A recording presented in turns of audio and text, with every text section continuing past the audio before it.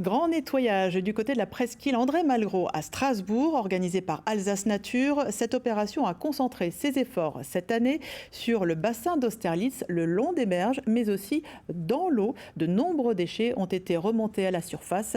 Ce sera ça de moins dans les océans. Reportage Sylvie Malal, Valérie Ruiz-Souris.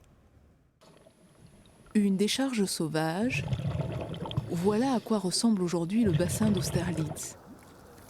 La mission des pompiers était donc de nettoyer le lit de la rivière.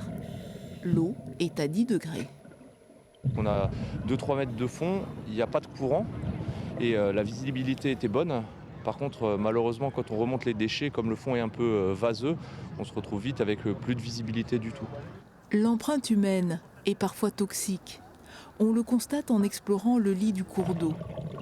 Spectacle peu reluisant, un tapis de déchets, le plastique notamment finira tôt ou tard par rejoindre les océans. Ça devient des billes qui sont ingérées par la faune. Et finalement, cette faune, elle est mangée par les poissons. Et nous, derrière, on consomme les poissons. Et donc, finalement, c'est un peu le retour à l'envoyeur. C'est comme si on se contaminait directement quand on jette du plastique à l'eau. On trouve de tout au fond de l'eau.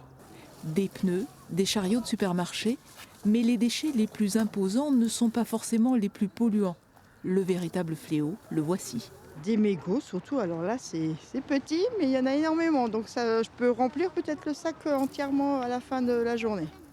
Ne pas polluer, ça passe d'abord par ne pas jeter ses déchets par terre. Et si en plus dans la rue on croise un déchet et on a la capacité de le ramasser, autant le faire. Ramasser ou mieux encore ne rien jeter, sachant qu'un mégot mettra plus de 10 ans pour se dégrader.